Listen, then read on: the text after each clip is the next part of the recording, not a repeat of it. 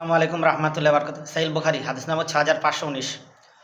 প্রিয় নবী রাসূলুল্লাহ সাল্লাল্লাহু আলাইহি সাল্লাম বলেছেন, কিয়ামতের দিন রব্বুল আলামিন আল্লাহ আসমানটাকে গুটিয়ে নিজের ডান হাতে ধারণ করবেন এবং বলবেন, আমি একমাত্র বাদশাহ, রাজা, রাজাধিরাজ, দুনিয়ার সেই সব বাদশারা রাজারা কোথায়? হাদিস সাহিল বুখারী। ব্যাখ্যা: প্রিয় নবী রাসূলুল্লাহ সাল্লাল্লাহু আলাইহি ওয়াসাল্লাম বলেছেন, কিয়ামতের দিন আল্লাহ রব্বুল আলামিন আল্লাহ আসমানটা ডান হাতে গুটিয়ে নেবেন। অন্য হাদিসে সাহিহ বুখারী মুসলিমের হাদিসেও বলেছেন যে জাহান্নাম যখন আল্লাহর কাছে বলবে যে আর কি আছে, তখন আল্লাহ জাহান্নামীদের সব জাহান্নামে ভরে দেবে।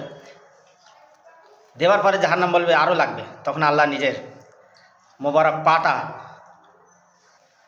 জাহান্নামে বুড়িয়ে দেবেন। তখন জাহান্নাম বলবে বস বস বস বস, আর লাগবে না, আর লাগবে না, পরিপূর্ণ হয়ে গেছে।